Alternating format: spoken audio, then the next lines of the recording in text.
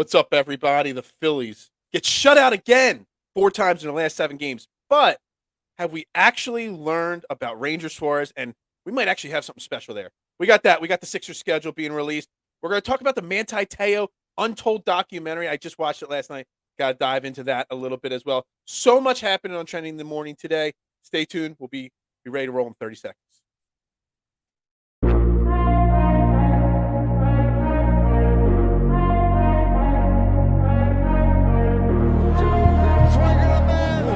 Gets around in front. And Philadelphia has it.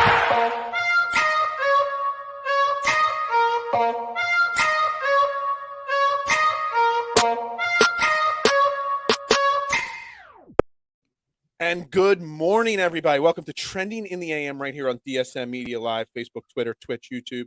You know the drill. Like, share, retweet on all social media platforms. Make sure you're following us and DSM everywhere you can and everywhere that we are. I mean, we are literally on every single social media platform. If you're watching on YouTube, do me a favor, hit that like button, subscribe button, drop comments in the comment section. Helps build the algorithm up, helps get us up the chart, helps people, more and more people say it. So make sure you do that for us. And if you want to get interactive with the show, head over to the YouTube page instead of the Twitter page. And that's the best way to get involved with the show.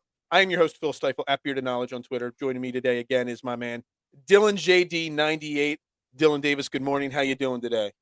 Bright-eyed and bushy-tailed, Phil. Every morning, my friend. Every morning, brother. Right? That's right. Yes, the life of a young 25-year-old, man. There you go. Nothing but hopes and dreams in your future, right?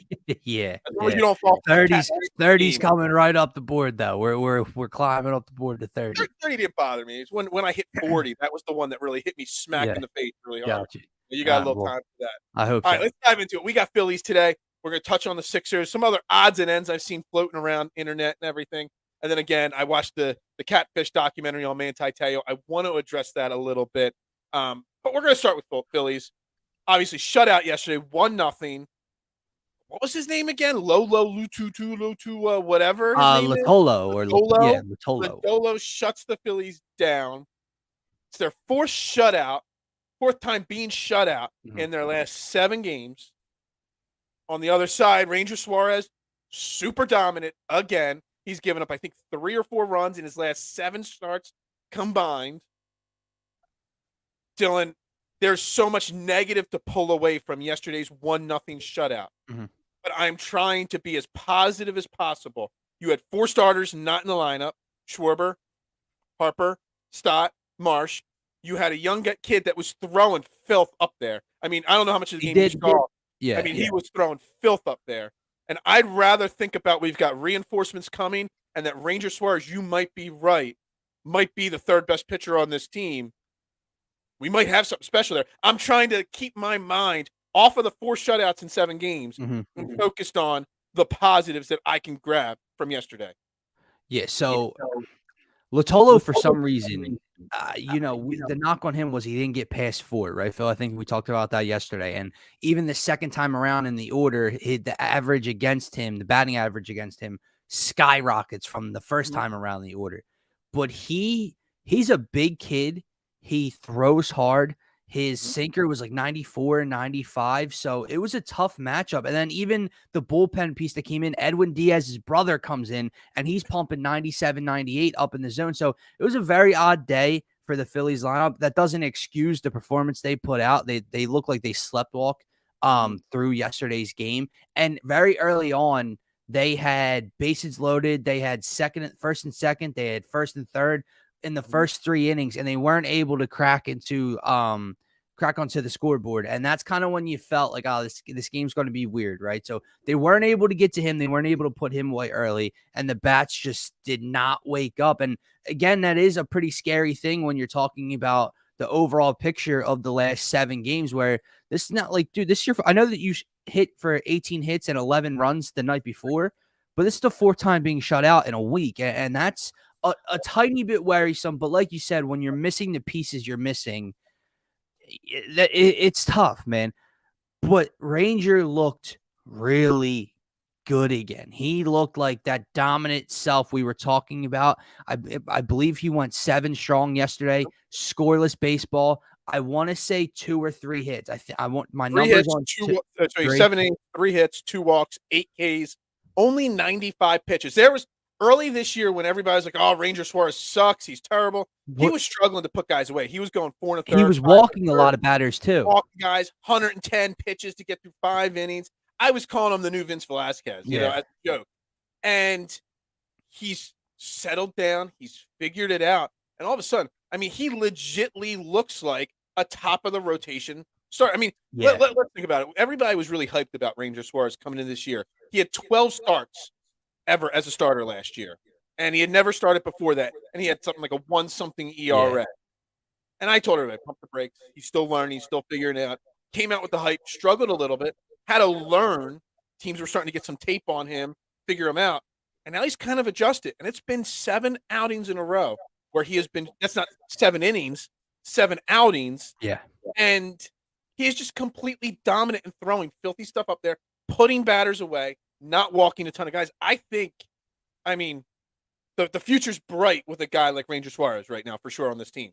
Yeah, I know. And another thing that he did well yesterday was there were no high leverage, high stress situations for him on the base paths. Really, there was never a situation where he had 1 out, runners on the corners, never a leadoff double, get him over to third, 1 out, nothing like that. And that was kind of my biggest takeaway from the series as a whole. I know we wanted the sweep. We should have got the sweep if we the bats just woke up a sliver. But you win the series. And overall, the bottom 3 guys in your rotation in Ranger Suarez, Noah Syndergaard, and Kyle Gibson looked really good, although, albeit against a bad team, looked really good. And all 3 of them did what Ranger did yesterday. No high stress, high leverage situations, no threats on the base paths early in an inning, struck out a bunch of guys. They all looked really good. The bats came alive for one night. Now, what do you do heading into the Mets series? That's the big question. Yeah, I think that's an excellent point. The starters did look great in the series, but I kind of feel like you did have to win yesterday and sweep the series because you're putting yourself behind the 8 ball. Now you're going into a 4 games in 3-day stretch against the Mets. Right. It's going to be tough to win 2 games. Yeah. I mean, the Mets are the Mets. The Mets are one of the best teams in baseball. They may be better than the Yankees, even, honestly, top to bottom. I would really have to sit and deep dive, but I've seen the Yankees are lucky they hit a walk-off last night because they were on the struggle bus too. Struggling. Normally, it's the Mets collapse. The Yankees seem to be collapsing a little bit. Look, Lodolo kind of got early Chris Sale vibes from him. Yeah. Herky-jerky lefty motion. The ball was on you quick. Like, I'm watching the game, and I'm like, dude, that's quick. Yeah. I mean, you saw guys diving out of the batter's box when the ball was in the middle of the strike zone. Yeah. It was a 12:30 game on the road after a huge offensive outburst. I mean, if you really look back on it, every single check mark or box could be checked for a letdown. Yeah, that it was going to be a letdown game. I know. But that's the difference between a team fighting for the wild card and a team like the Mets. The Mets don't have that kind of a letdown, or the Braves, or the, I don't know who else you want to say, the Dodgers or the Yankees. The teams that are contending for a title don't do that. And that's just the difference where the Phillies are at this point. But again, Ranger Suarez, you're learning a little bit more about him. And we do have the reinforcements on the way. There's a really strong – Rob Thompson was pretty adamant. Kyle Schwarber will be out there on Friday. And that instantly makes a big difference. You know, Bryce Harper, Thursday, Friday next week? Probably will be back. I think like Wednesday to go. We're going to see him really soon in this lineup. So the reinforcements are there. So yes, 4 shutouts in 7 games. It's tough. It's tough to swallow. But there is a light at the end of the tunnel with this team, and I'm trying to hold on to the positives. And I love that you bring up the other 2 starters as well, because there is so much positive to still pull out of this week's series against the Reds. 100%. And here's where you kind of look ahead now, because what did we say yesterday? We love how this team's ability to bounce back and fight back from adversity. You know, that when they get shut out and lose the series to the Mets, what do? They come out, they take the first 2 against the Reds in a big way. They've done that kind of all year. Well, now here you are again. You get shut out again on the road in a bad team. You have an off day today, and then you're heading home to play your division rival 4 times. How do you bounce back? You don't get Scherzer again. You don't get DeGrom again. Phil, I know we're shorthanded. Obviously, we would all love, but I really think there's a possibility they can win the series. They're not sweeping the 4-game series, but I think they can take 3 out of 4 with the pitching matchups they have. That's tough. I mean, they still have not announced pitchers for either Saturday game. The Mets.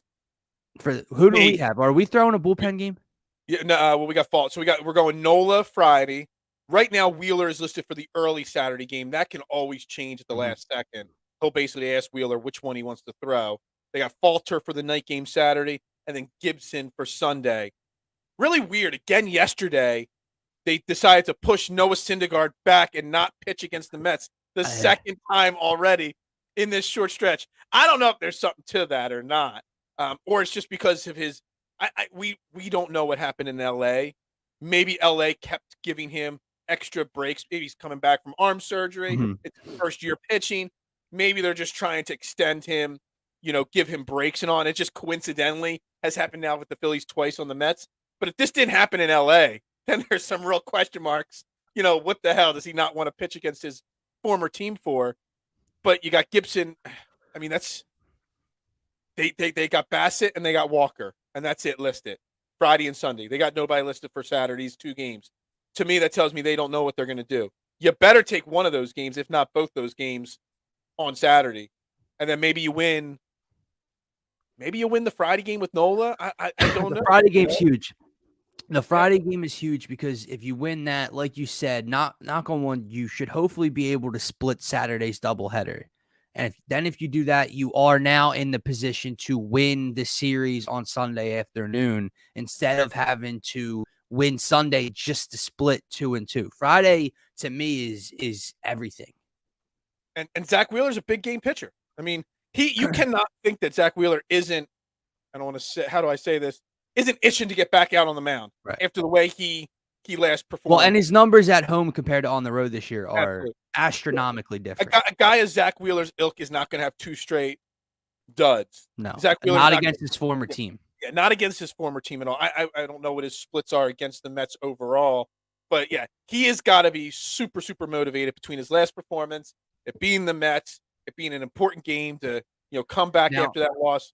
There's so much, again, boxes to check. Every check mark that you can make, it says that it should be, a good game from Wheeler. A good game for Wheeler. But what's your feeling on the Nola game though?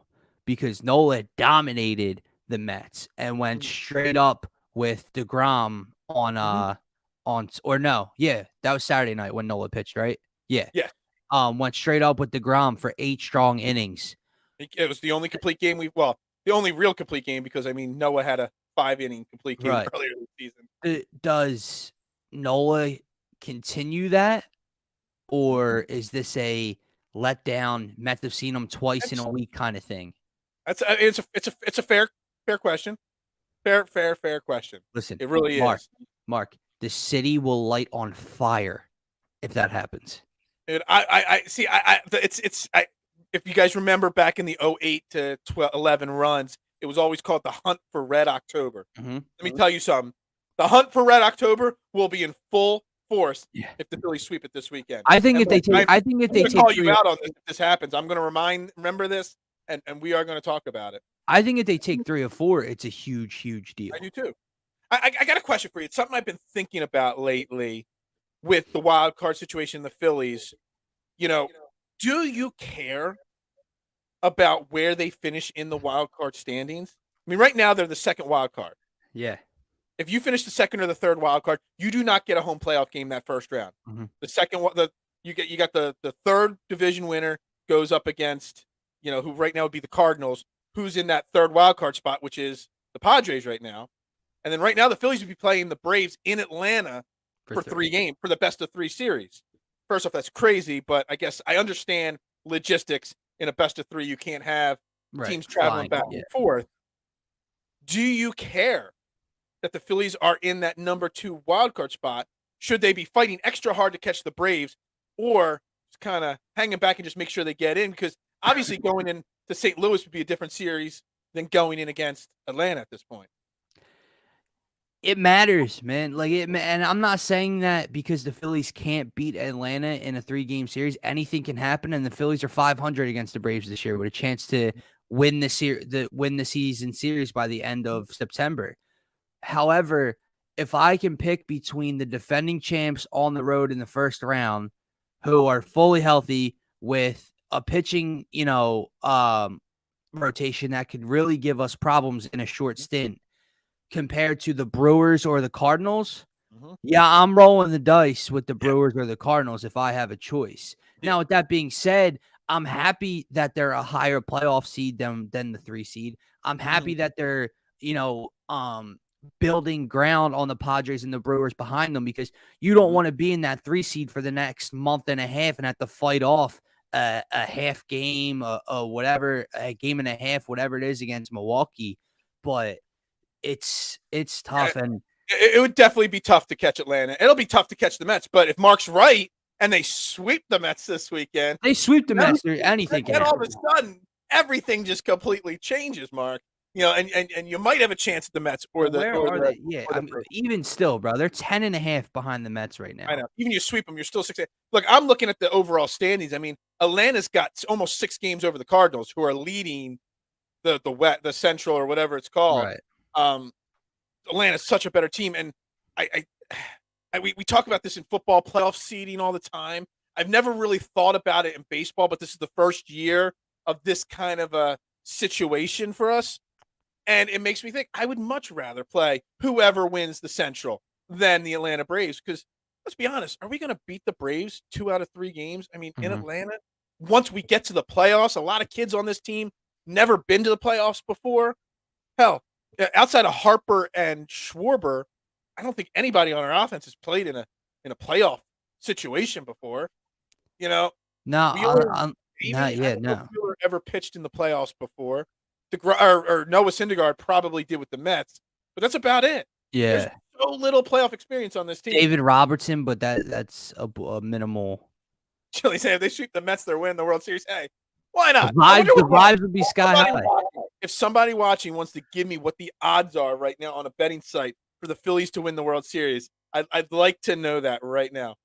Yeah, Mark says he'll be on Monday for Overreaction Monday to discuss the Phillies sweep of the Mets. Dude, if the Phillies sweep, I guarantee I open the show with Overreaction Monday. The Phillies are winning the World Series. I guarantee they are the first words out of my mouth. No doubt about it. It's just something, though, that with the playoff standings there, that kind of intrigued me a little bit. Are you looking up the odds for the World Series right now? Yeah. Is this it? I think this is it. It says MLB 2020. This can't be it, though. Team Futures, it just says winner. I'm assuming that's World Series winner. Yeah, it has to be. The Phillies, if this is it, the Phillies are plus 3,500. 35-1 to win the World Series. It's not awful. I mean, it's not the longest of long shots, but it's not the worst. Where are they on that list? How many teams are ahead of them? Well, there's quite a few, but you got the Dodgers, the Yankees, the Astros, and the Mets at the top. Then you got the Braves, Blue Jays, and then you have the Padres, Mariners, and Cardinals. And I think that's BS. I think having those 3 and the Padres are plus 1,700. Hey, people, pay attention to what just happened in Miami. Tatis, see ya. I haven't gotten your opinion on that whole Tatis thing. We brought that up on a show with Jason earlier this week. I mean, is there a kid more immature and stupid than Fernando Tatis right now? And it's not just the steroids. It's everything. This kid had a chance to be the face of baseball at one point, and that's all down. That's all out the window. Now and it's getting bad when his teammates are calling out his immaturity.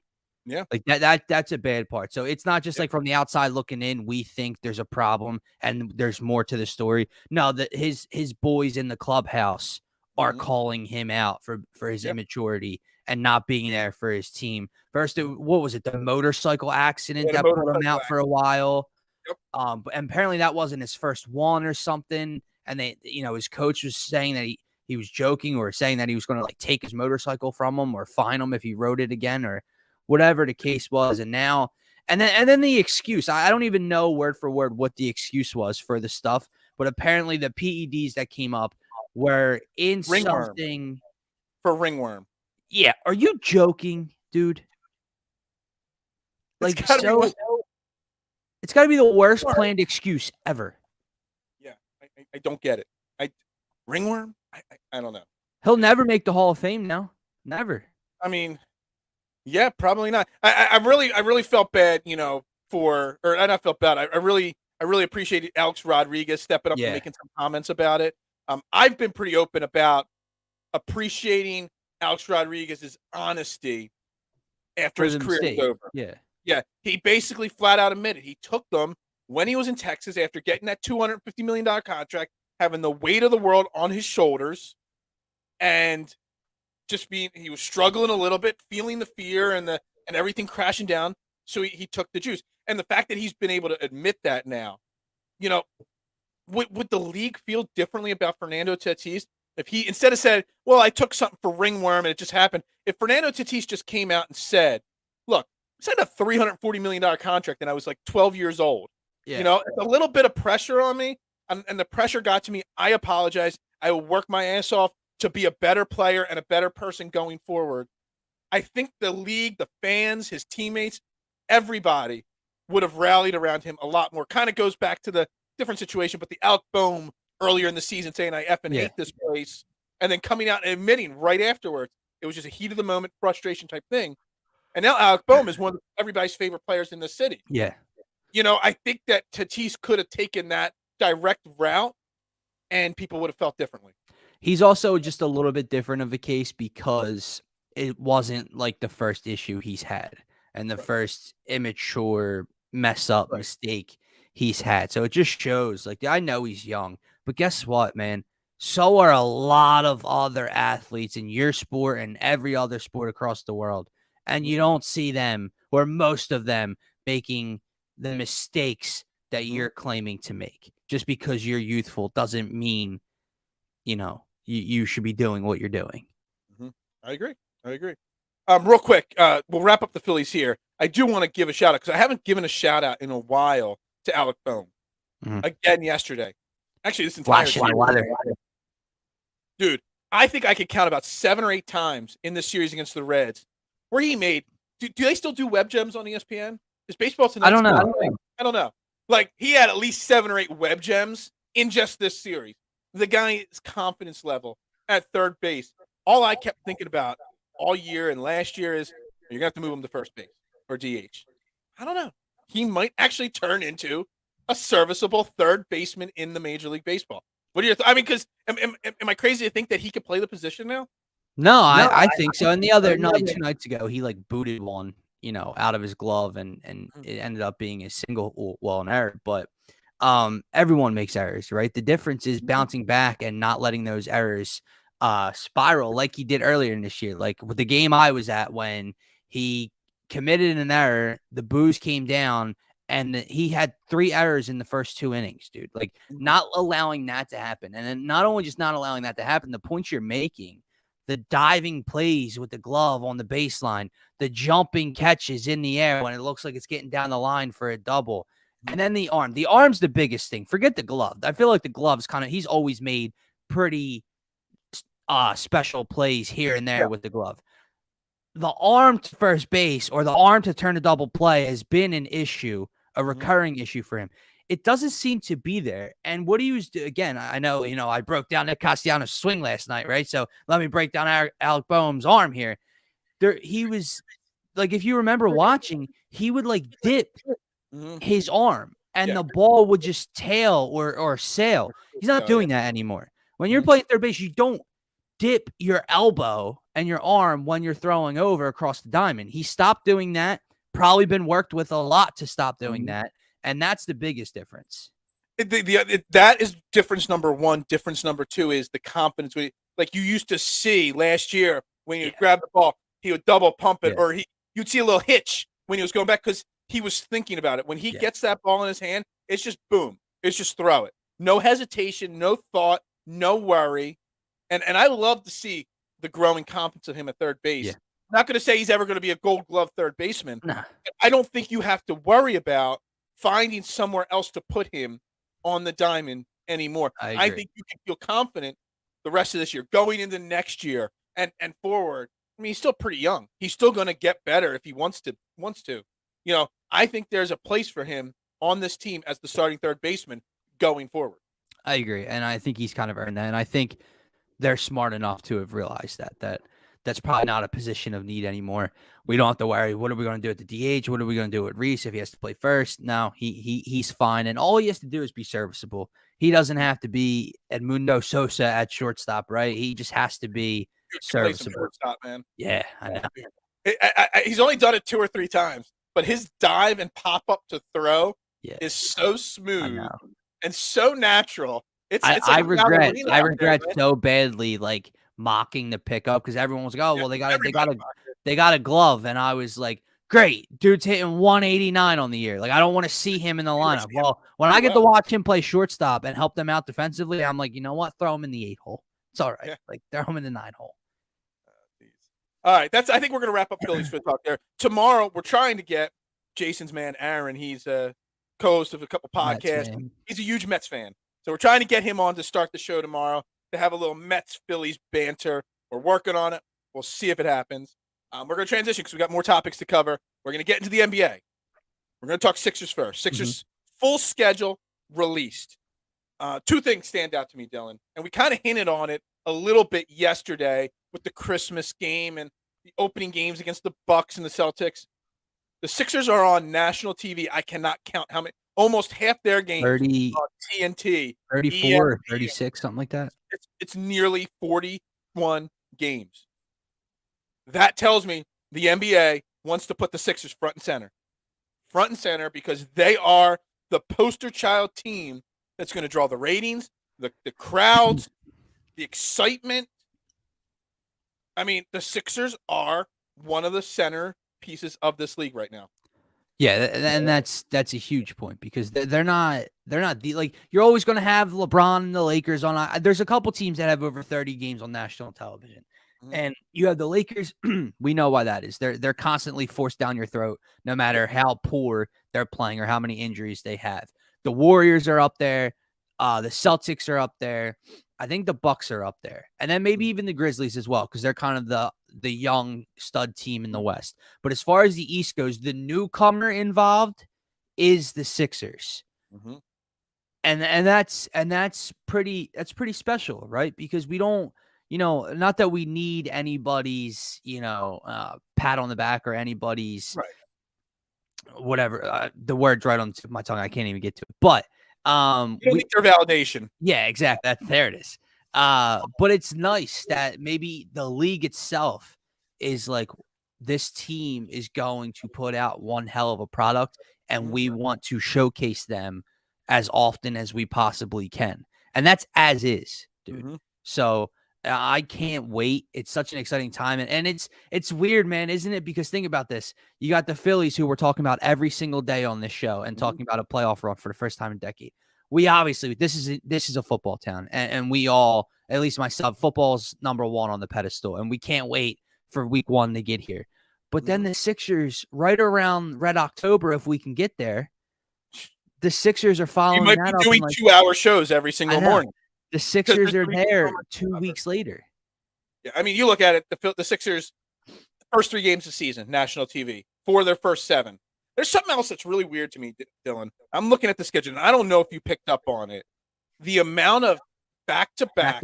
Same team. Not just the home and road back-to-back, because that happens once or twice, and that's on the schedule. I know we got Orlando, then in Philly, whatever. But there's a whole bunch of stretches.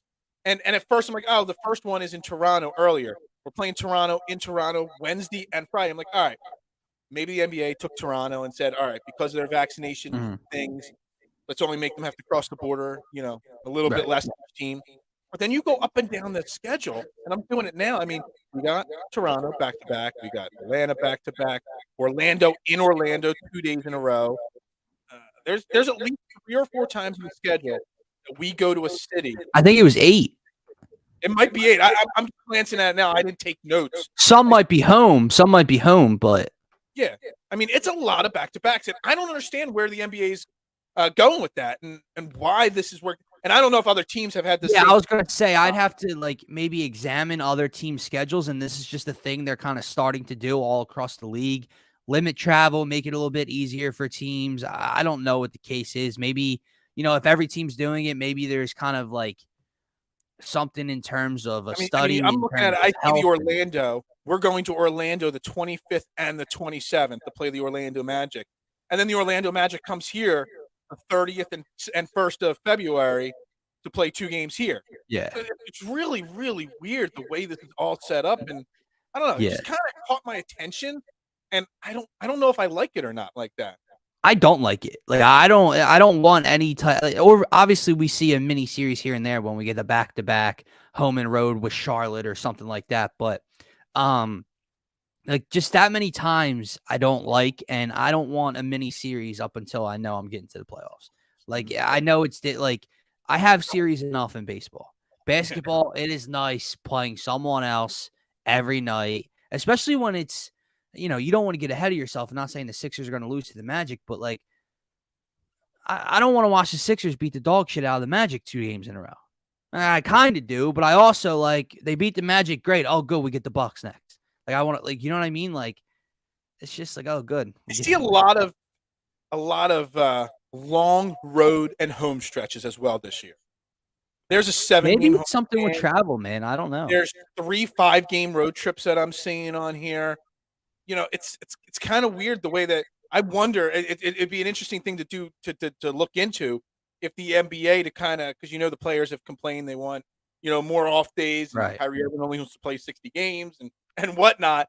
That I wonder if the league is trying to make it easier on the players travel wise. It's easier to fly out to the West Coast once than twice. You know what I mean? Right. And do these kind of things. I wonder if this is like some behind the scenes attempt for the league to appease the players to make the travel a little bit easier. Very well could be. Now, I will be a little bit pissed off if well, you have to figure though, Phil, it's not just a back-to-back for us. It's a back-to-back for these other teams as well. So it's hard to imagine that's the only back-to-back or two those other teams have are against the Sixers.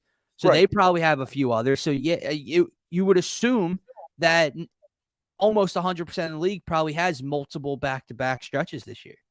Yeah, that's crazy. All right, there was one other bit of NBA news yesterday that I want to touch on real quick, and that was LeBron James. He signed a huge 2-year, nearly $100 million extension. Yeah. He was coming up to the last year of his deal, so signed a new 2-year extension. And in the DSM group chat a couple days ago, we had been talking about like the top 5-10 players in the NBA. And LeBron James, almost $50 million a year. And I put it out on Twitter, and I got some interesting comments from people. Is LeBron James worth $100 million anymore? Is he that elite of a player to command $50 million, which is such a huge part of a salary cap? Are the Lakers making a mistake? Like, where's LeBron in your mind? I mean, he's one of the top 3 players of all time in my mind. Mm-hmm. You can make a case 2, 3, whatever you want. You cannot make a case. I forget who it is that comes on here all the time and says he's number 1. No, he's not number 1. Don't even try to say that, Dylan. You can make any case you want. You can make any case you want where he is of all time. But he's not a top 5 player in the NBA anymore. Yeah. And you're committing top 3 NBA player money to him. And I know the extra money he brings in, ticket sales, jersey sales, the TV rights, and all that stuff. I understand that. But does he deserve that kind of a contract anymore? No. He's making what? 48 and a half? Yeah, it's like Are you joking? And what's he 38 years old now? 37 years old? No one. I don't 38-year-old be 38 and I'm sorry. What healthy for season-long LeBron James have you seen over the last 2 years or so makes you think he's worth almost $50 million per year?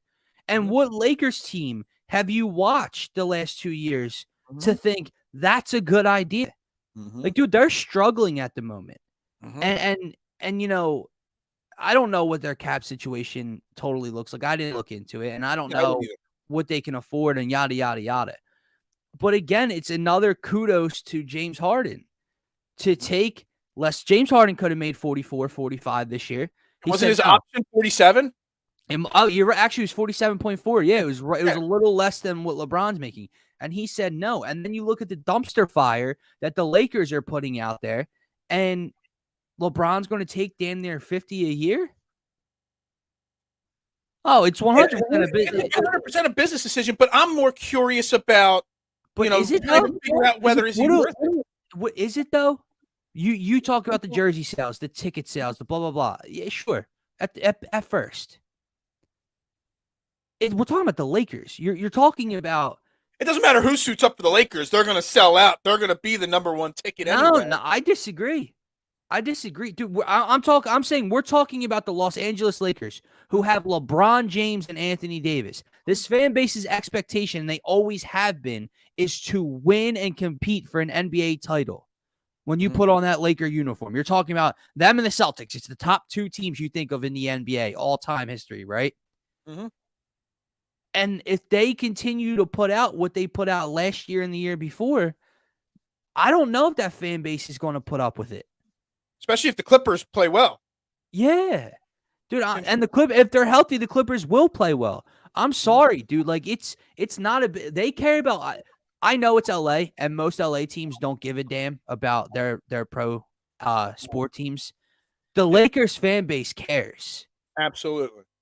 And if you struggle again, and Russell Westbrook and the mix of those three isn't working, or Anthony Davis gets hurt again, and you gave LeBron at 38 years old almost $50 million, you think they're going to be cool with it and they're just going to sell out every game when you're not even an 8 seed? Hell no, they won't. It's interesting. I know Scotty said LeBron's still the 6th best player, and he did. Yeah, still he's play probably really, 5, really well. 6. Yeah, but man, to commit that kind of money, I don't know. It's just something that caught my attention. I wanted to address it really quickly and get your thought, Dylan, on it.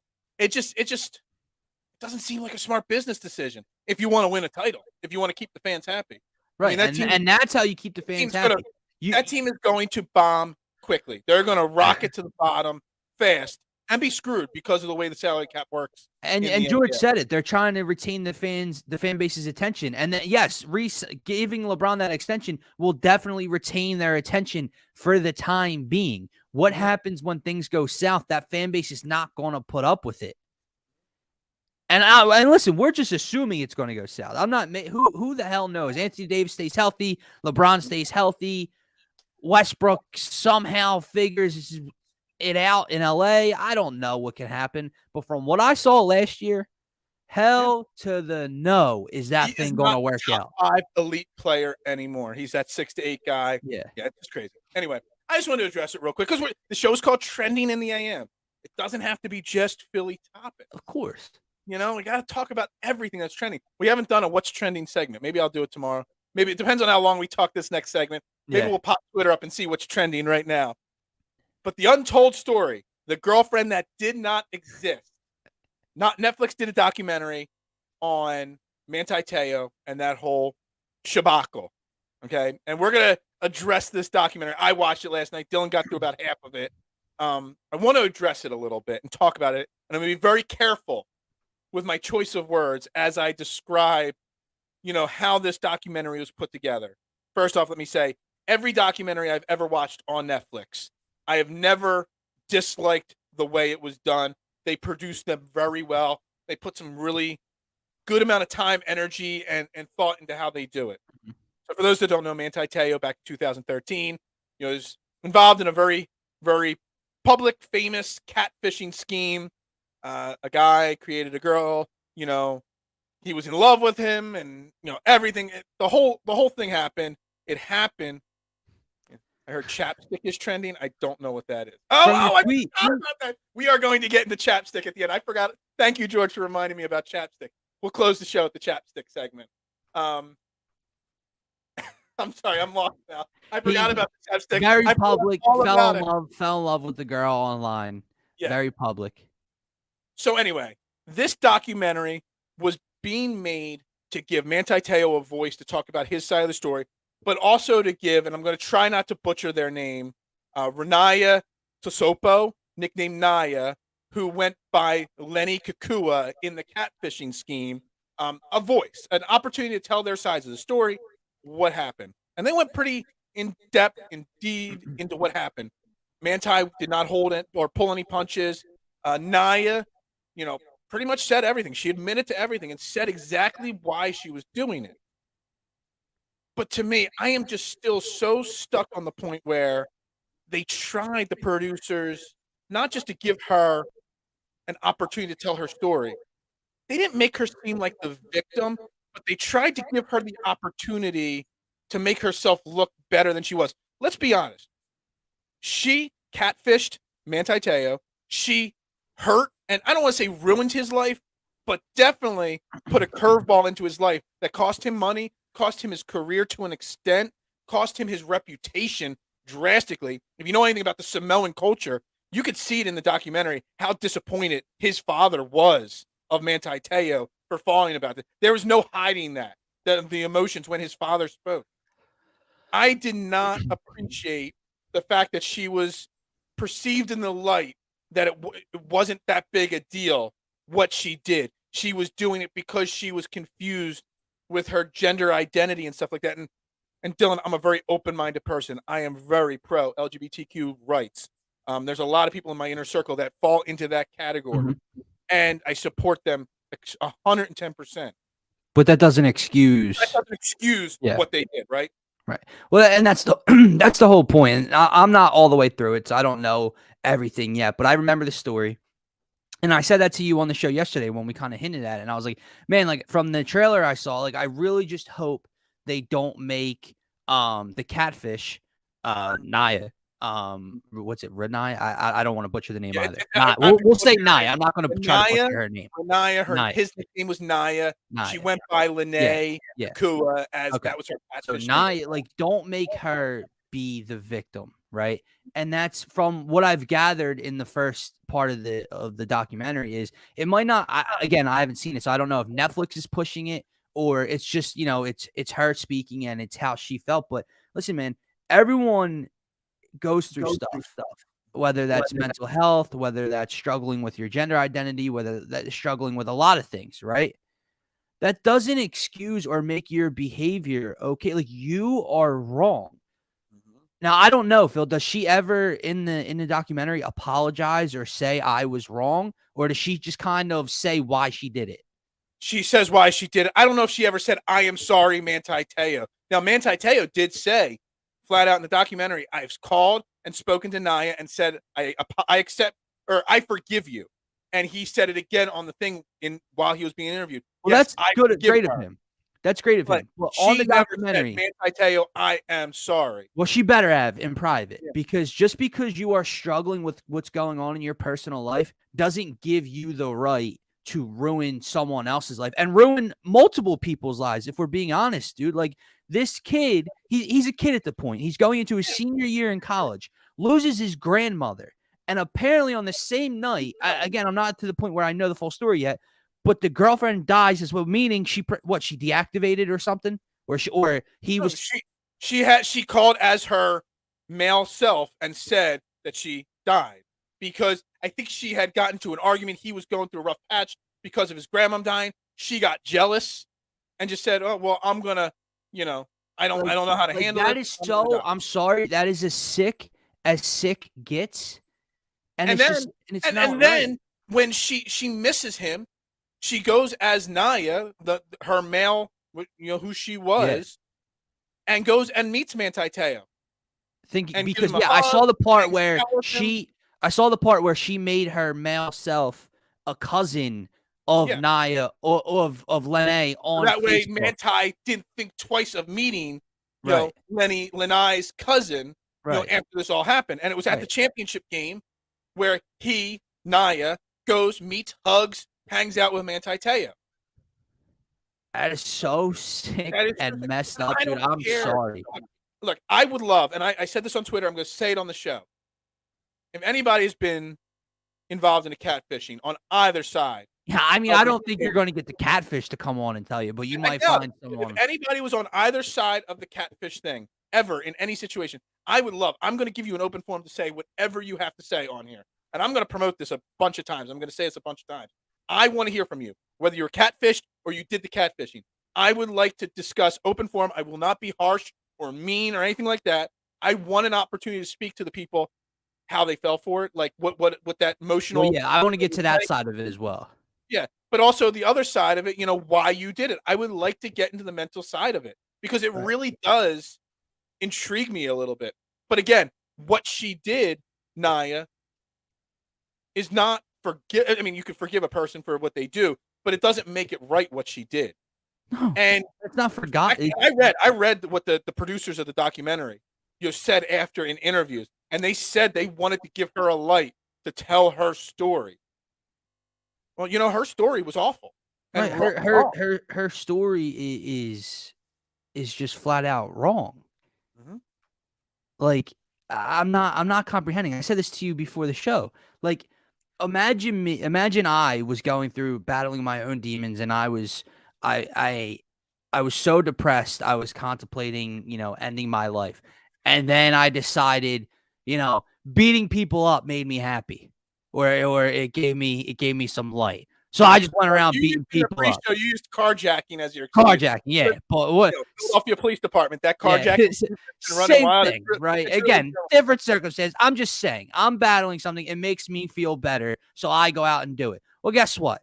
It hurt other people. So that doesn't make what I did right because it made me feel confident or made me feel happy. That part doesn't matter.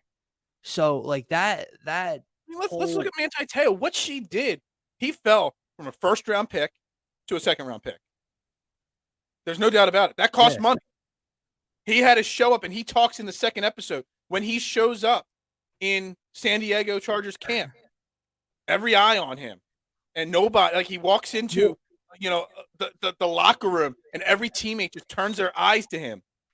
He said he had to sit and eat by himself at times. Well, in the beginning, the media was asking if he played a part in it. Like it wasn't just like out the gate.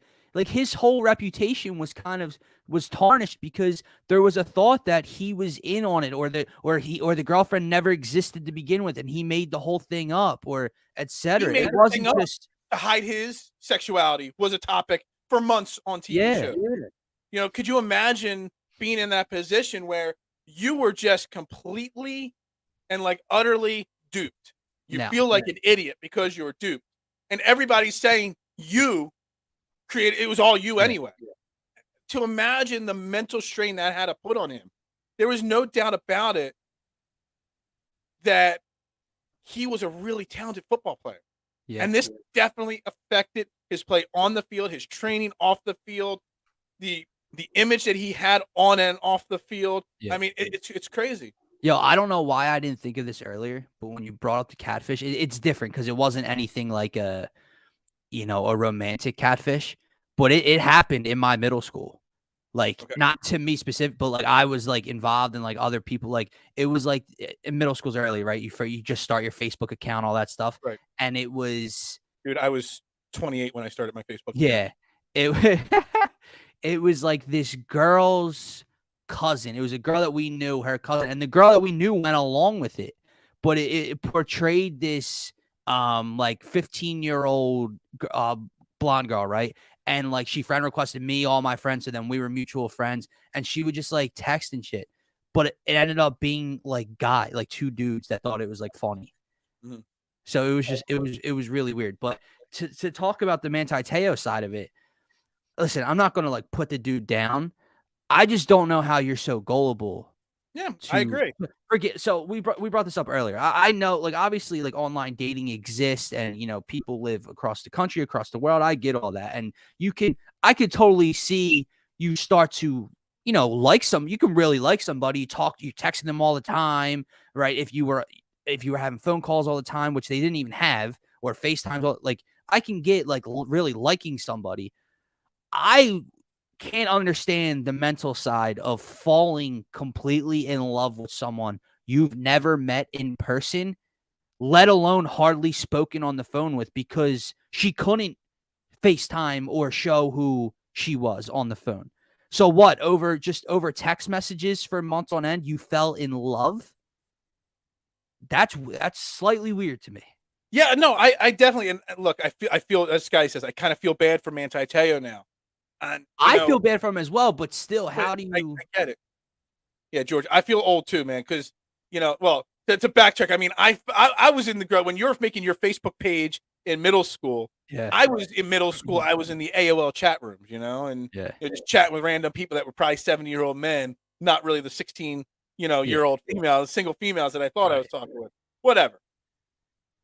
I don't know how you feel or fall and be that gullible as a person. Nah, dude. Like he was, maybe it was just strictly because, and I don't know the Samoan culture as much as I should, but I've read some things on it before and whatnot, and it's a very he says it in the documentary. It's God, football, and family in some order. That's like what he was raised to believe in. Women and social agendas. That was like so Yeah. far down the list of you know Priorities. down the list of priorities.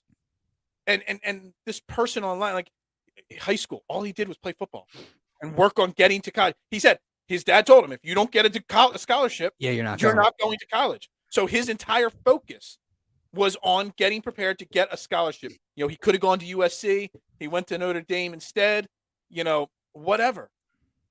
In Notre Dame, he was the big man on campus, but he was focused solely on school and his religion and his faith.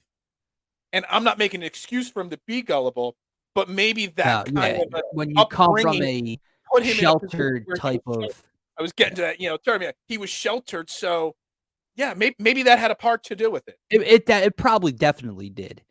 But again, if you let's just go back to catfishing 101, because I asked you this question pre-show, like, oh, like, did they talk on the phone? And you mentioned how she would put her little niece on the phone to talk to him, which is weird. But he would try to FaceTime Mhm. and connect. Her phone was dude. That's like your radar should just be off. Like the first 3 times you asked to FaceTime, and she's just like, my phone's broke. I'm doing this. I can't. My phone's broke. I'm doing this. You should have. I'm out, bro. Like, this is weird. This is not real. Like, she could never FaceTime ever. Not one single time. I don't That know. didn't I just that keep didn't thinking, I throw keep the red thinking flag about up. this. I forget what comedy this was in, but it was they were making fun of a catfish situation in this comedy. It was whether it was a movie or a TV show, and the guy's like, "Well, can you send me what you look like, a picture?"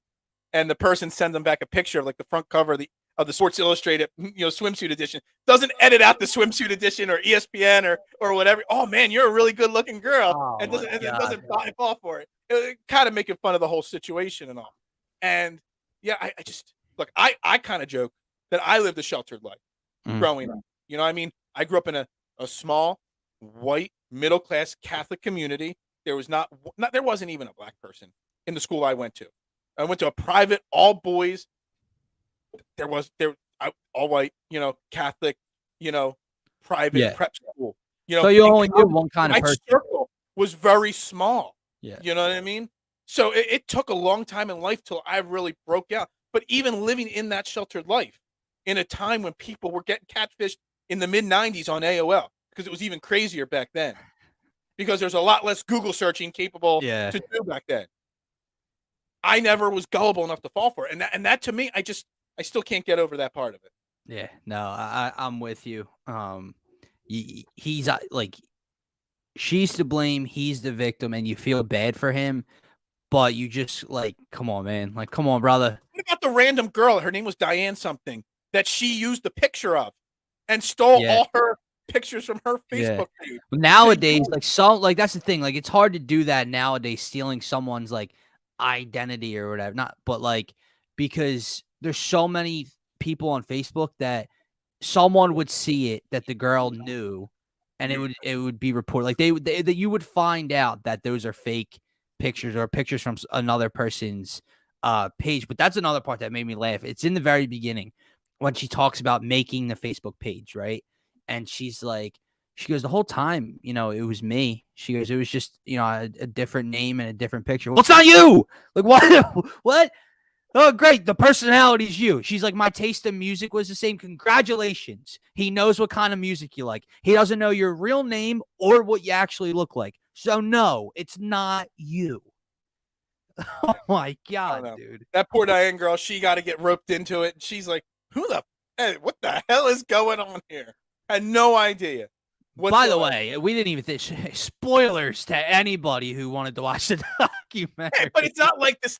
You don't have. It's not like it was like right. the We season finale of movie. Yeah, we know how this movie ends. like Yeah. season finale of The Sopranos or Better Call Saul. We're not ruining anything that's not Googling that you can Google the answer to online. This is a documentary. Yeah. Okay. All right. So, I mean, he's married now. He's got a kid. I mean, his NFL career is pretty much over. I don't know he played for the Chargers and the Saints for a while there. I don't know if he's even trying to come back. I know he had a lot of injuries in his NFL career. So I think he's done there. But at least he's been able to move on because I've seen a lot of people in life fall for some kind of thing like this, and then they're damaged goods and they can never find intimacy, find love, find a way to move on. It seems like he has been able to find that. So just more power to him. I feel bad for him. I hope he does well through it all. And sorry, Naya, Lene, whatever you want to be called.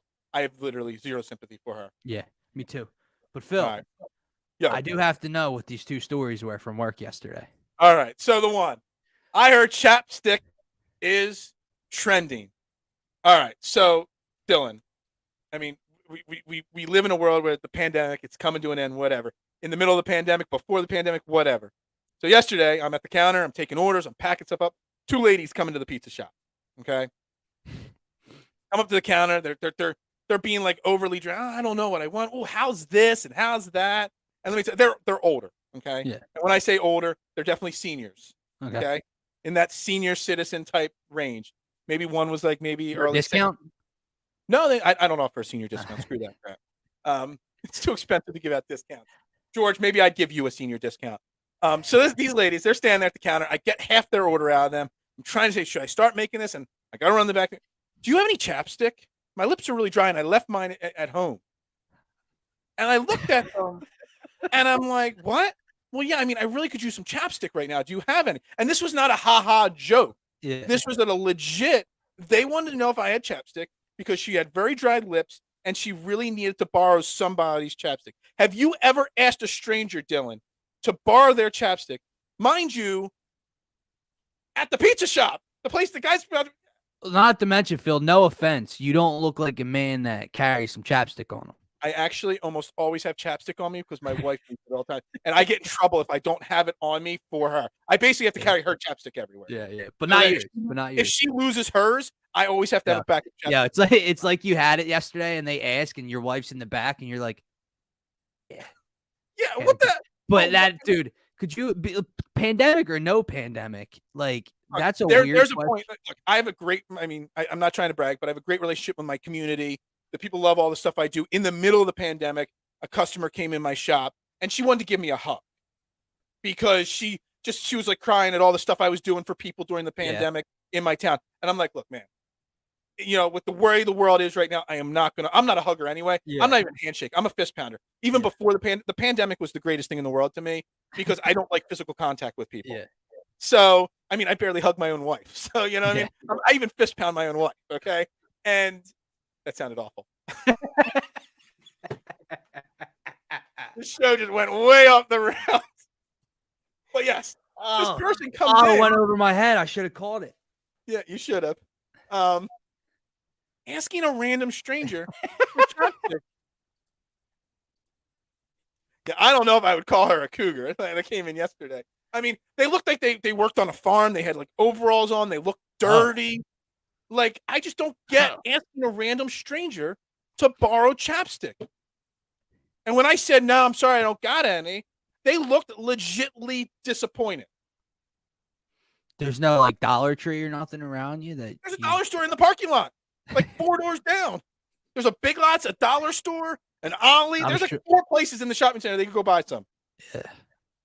She was like, nah, man. Imagine she just ran her finger right over top of it, put it on. Yeah. Just take it, put it right back in my pocket when you're done with it. What did you want me to do? All right, that was story one. And that's the more dramatic story right there. That's hilarious.